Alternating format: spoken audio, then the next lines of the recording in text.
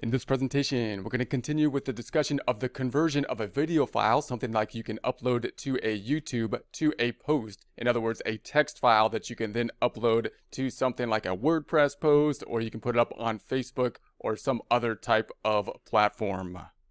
So in a prior presentation, we went to Otter here. So Otter, we uploaded our video file, which we actually simply downloaded from YouTube. So we got our MP4 file from YouTube that we uploaded to YouTube, or we could just make it from our video processing software that we would then upload to YouTube. We take that, we give it to Otter here, which then creates a text file. We then did some editing in the text file, including making some spaces here so that we have then timestamps. The timestamps are important if you want to add visuals into your text file that you can then add into your post. And that's what we'll do now. Then we exported this to a Word document. So we exported this to a Word document, and now we can go and edit it if we want to, or we could just simply use that Word document for our post. Now, when you do the post, just note we're going to be then entering this post into a WordPress site. So we'll go into WordPress and enter it. And that's going to be a website, but you could have other kind of blog post websites like a Wix page if you want, or some other page that's just simply for blog posting. You can also put this up on your LinkedIn account. So if you had a LinkedIn account, which I think is recommended to do, you could do this with a standard post. Or the other way you could do this is actually to make an article. So when you make a post, you can say just start a post, and that would typically be a shorter type of thing. And when you do an article, you can actually write an article, and that would be more like a blog post. So I might talk more about LinkedIn and how you could fit in a LinkedIn. You could do the same thing with Facebook. You can put in this information into Facebook as well. So let's take a look at it. We're going to be focusing in on the WordPress. I also think the WordPress is probably the most difficult if you're dealing with images as well, to enter the images and everything in here. And you'll have a similar process. Maybe it's not the most difficult. Similar process for LinkedIn as well. So let's take a look at the file that we had left off with last time. So we had our Word document. So we had our original MP4 file. We created an MP3 file that we then made a podcast from. And then we took our MP4 file and now have created a text file with it with the use of Otter. So now we're going to be opening up our text file. Now here we have it. Now we could just use this text file and basically upload it into WordPress and use these items as the keywords that we want to, and just go right from there, and that's it. You're good to go. Or if we want to add more images to it, we can make it a little bit more fancy. So it just depends on how much time you want to be putting into this. Also note, we will talk about people that could do this for you as well. We'll talk about contractors that you could hire to go through this process, but you got to know the process in order to hire the contractor. So you have to be pretty good at it yourself to be able to do it. Otherwise, you're not going to understand what you're paying for to have someone go through this process. So let's take a look at it. So what I'm going to do now is I'm actually going to open up the MP4 file, and we're just going to take screenshots from certain areas in the actual video. Now, I like to open it up with, I'm going to go to open with. You can open it with different types of media players, but the problem is there's going to be a formula bar a lot of times at the bottom of the player, which messes up your screen capture when you're on pause. This one that we were using to convert to an audio file, which is a free software, typically you can find it and download it. The VLC I think works well. I like their player, and it doesn't have something at the bottom all the time that's going to stop you from being able to do the screen capture cleanly. So in other words, their play button is down here. Sometimes the play button kind of hovers in between the screen, and you got things there when you're on pause. In other types of players, that messes up the screen capture. All right, so now what we're going to do is we're just going to go back over, and I'm going to say this is the first. Now, on my videos, I typically make an intro slide, and I recommend doing that because that saves time with a thumbnail. You'll hear a bunch of things. You got to make a thumbnail and this and that. Well, if you make the intro slide basically your thumbnail, in other words, if you make the thumbnail before you make the video and then have the intro to it, your thumbnail, that makes this whole process a whole lot easier, because then you don't have to, have a separate file that's your thumbnail. It's just the first thing on there. Now, this also might not be the best resolution to do this. I mean, in terms of the quality of the picture and whatnot, but you're measuring speed versus, time versus quality here. There's got to be some balance. So I would always start off with, the first image or the thumbnail. So I'm just going to say, all right, let's put the thumbnail here. And to do this, I usually just go to Word. I go to Insert, Illustrate, and use the screenshot. Now, I'm not going to shoot the whole screen. What I want to take is a clipping.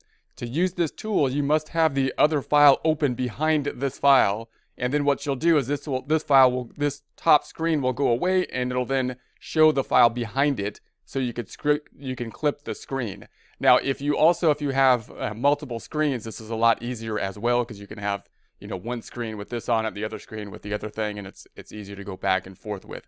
But it works with one screen as well. So we're gonna say clip the screen, and then I'm just gonna drag an image on the thumbnail. So I think from here to here, that looks pretty good. That's all I need. So I'm just gonna go boom.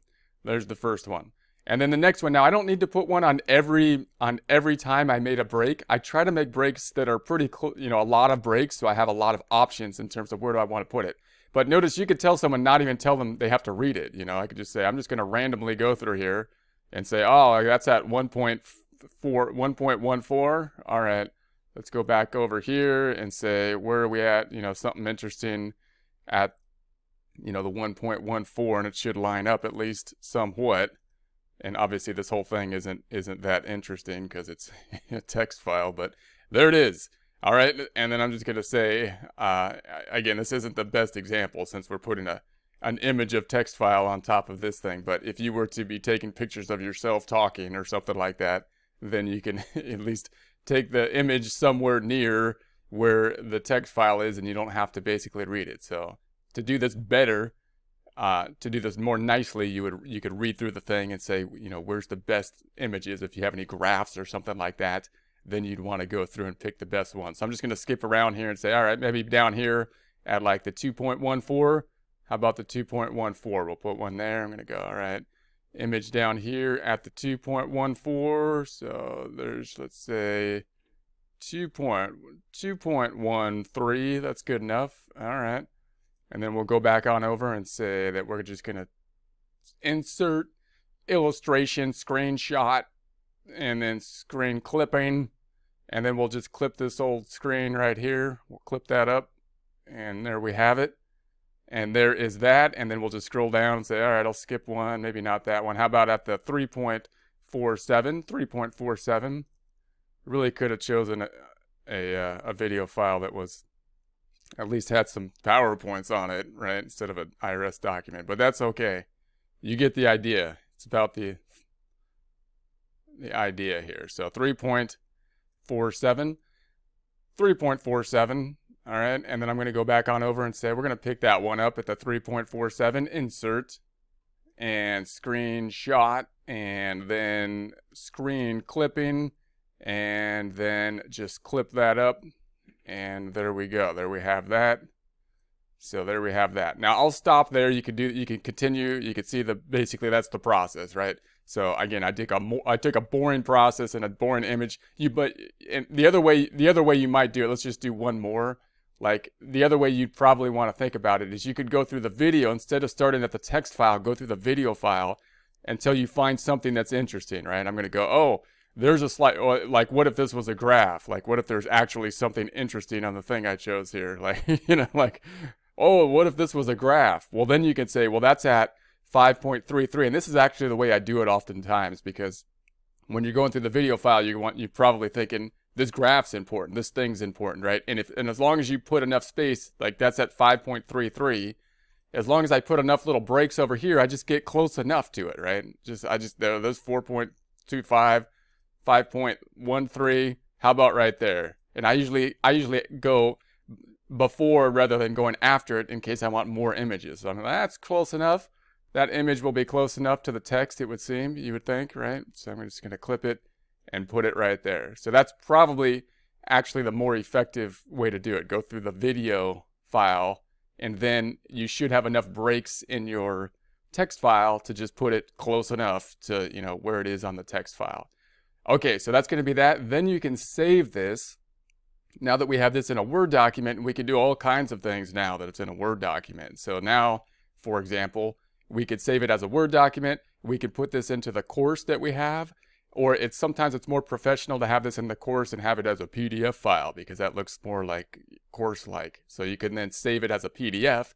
So I can go to File, Save As, Browse, and then let's save this as a PDF file. I'm going to go Word document. Let's make this a PDF file because that's fancy. So now, and then we can upload that to the course as an added resource, which again, kind of looks a little bit more professional in some ways. I like to upload the Word document maybe and the PDF file because the Word document people can do different things with, including translating it. So if someone wanted to translate a Word document to Spanish, and we'll show you how to do that, or something like that, they could do that. So now what we have here is now we've got all this happening just from basically the one thing that we made. We got the MP4, we got the MP3 we can make a podcast with, we got the Word document, and now we've got the PDF file. Okay, so later on we'll actually talk about too, like I say, we can convert this to Spanish, and you can have a Spanish PDF file on it. It'll be a Google Translate, not perfect, not near perfect, but it's good. It's something, right? And then you can actually use that file to create an audio file, if you so choose, that would be in another language. So you could do that, again, very not perfect, because now you got basically two translations happening. But again, it's something. Okay, but what we're doing, we're getting ahead of ourselves. I'm getting ahead of myself here. We're going to be putting this into a post now. So let's post this thing. Or actually, let's stop here and let's post this thing next time. So next time, we're going to take this thing and we're going to then make a post. We'll put this up into WordPress and then talk about how you can post it in other locations as well.